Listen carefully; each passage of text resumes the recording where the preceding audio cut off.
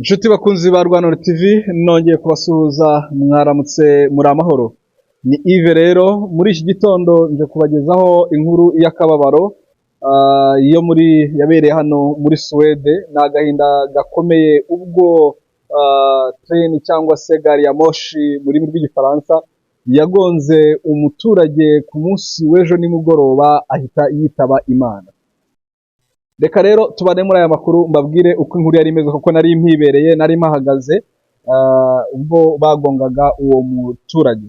Hari ku mugoroba, hari mu masaha ya saa 11 ku munsi w'ejo, nari ndiho ntegereje train ni hano mu murwa mukuru wa Sweden muri Stockholm aho bita Jodbro. Ubwo rero nari ndi ku cyapa, train yari maze kunsiga iyo ngewe nari ngiye gufata, hanyuma ntegereza iya kabiri. Mu gihe nari ntegereje hari umusaza wari nawe ari aho ngaho kuri train station, ntekereza yuko hari wenda bataranateze. Hari hano mu gihugu cya Swede mu rwego rwo kurinda ibidukikije, isuku n'ibindi, aya macupa muzi amacupa y'amakaneti cyangwa se amacupa aya y'amazi. Aya macupa ku batuye mu gihugu cya Swede barabizi yuko agurishwa, ni ukuvuga ngo babyita pants. Ayo macupa rero uyu musaza yarari mu kigero ntabwo nabasha kuvuga imyaka, ariko ngerageje ari nko mu myaka 60 kuzamura. Uwo musaza rero yari atwaye buno bugare bw'abasaza, hari utuntu murabizi, hari utugare bitwaza mu ntoki bagenda basunika. Hanyuma utwo rero nitwo yaratwayeho amashashi yagiye ataraguramo ayo macupa. So ni ukuvuga rero aho twe dutegereza train muraza kugenda mubibona ahangaha hari za recycle bin, aho abantu bagenda bamaraho iyo bamaze kunywa amazi cyangwa se amaze kunywa icyo yanywa gitari cyose, yaba ji yaba inzoga, aragenda agashyira muri recycle bin utwo ducupa. Hanyuma utwo ducupa rero kuba bizi hano agacupa kaba kagura ifaranga rimwe ry'amakoroni. So ni ukuvuga uyabaze mu manyarwanda, amafaranga y'amakoroni akubye amanyarwanda inshuro 100. Ubwo ku marundi sinzi ngo amarundi nangahe, ariko ubwo yataraguye agacupa kamwe hano kaba kagura amafaranga 100 y'amanyarwanda, akaba ari ifaranga rimwe ryo mu gihugu cya Sweden. Uwo musaza rero mu bigaragara nuko yari arimo kwirebera uducupa ngo muri za recycle bin. So mu gihe nari ndi kuri telefone ndi kuganira na mugenzi wanjye John P uri mu gihugu cya Nairobi, twatuba turavugana kuri telefone tuganira, ndamubwira nti hano ndabona hari umusaza ugiye mu nzira ya train station. So ni ukuvuga ngo niba mubona hano muraza kubona ukuntu iyi train station ahangaha ni inyura. Iyi kugenda ahangaha kuri aya marura rero hari amarura, so ngo uramutse ugiyemo zira ntizifunga feri, iyije irakugonga ntishobora kukubona gifunge feri. Ni nako byanagenze, niyo nkuru ngiye kuba ndi kubabwira ukuntu uwo musaza yitabye Imana ndiho ndeba.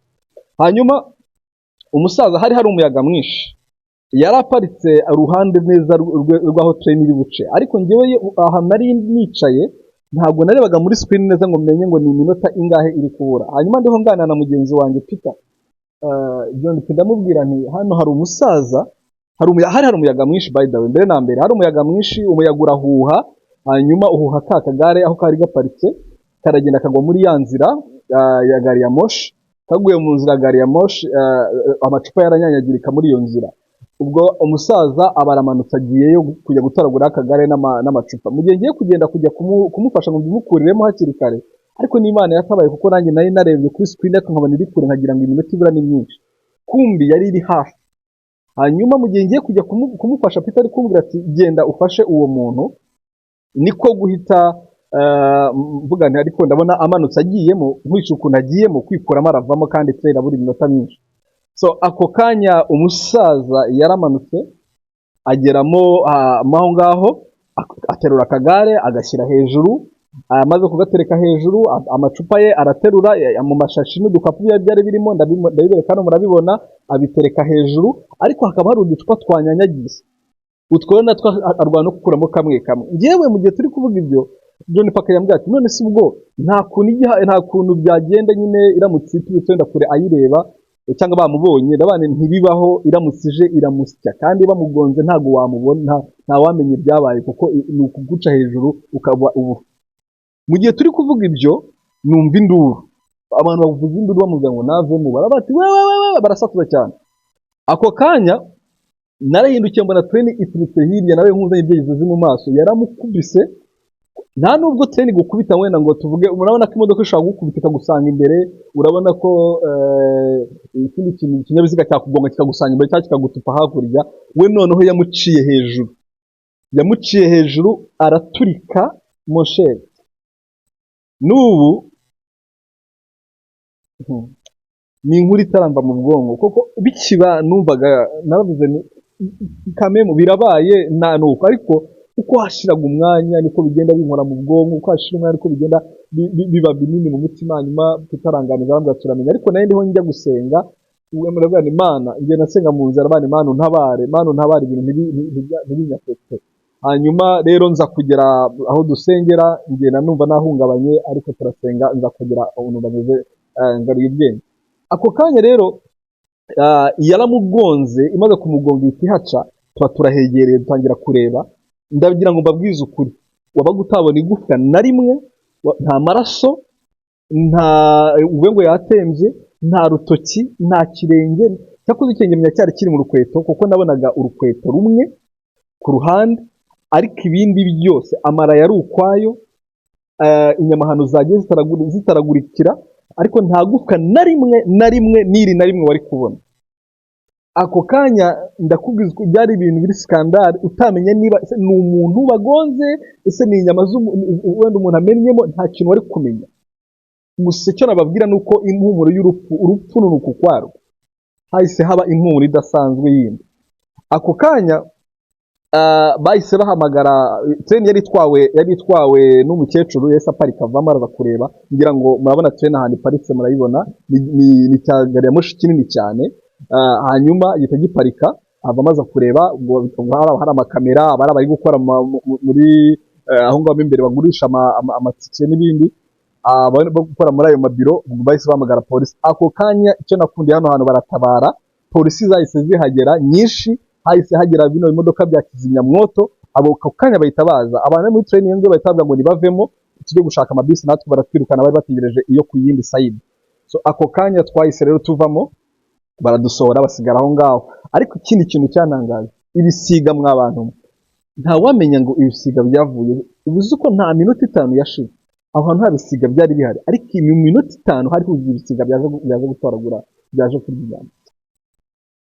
Murambabarira iyi nkuru nyivuze nihuta, ariko irababaje. Nagize agahinda mu buzima, nagize agahinda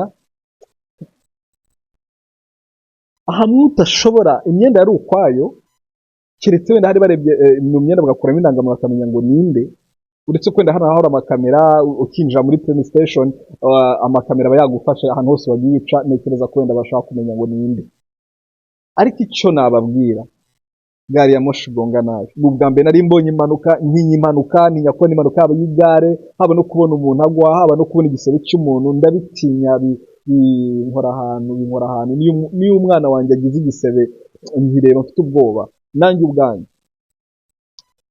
Ariko nagize Imana ifashe iyi shock cyangwa iki gikomere kizambemo. Ariko icyo navuga, bantu munyumva, bantu mutuye muri Sweden mwumva ikinyarwanda n'ikirundi kuko ndiko twumvikana, ndabasabiye mwitonde, hari ahantu mujye mugendera kure train station, nako umuhanda wa gari ya moshi, umuhanda wa train, bari ikintu cyawe gitakaye mu gibanzire iminota ibura, wirinde kujyamo cyangwa se kwegera ko n'umuntu ashaka kugukomoka gwayo.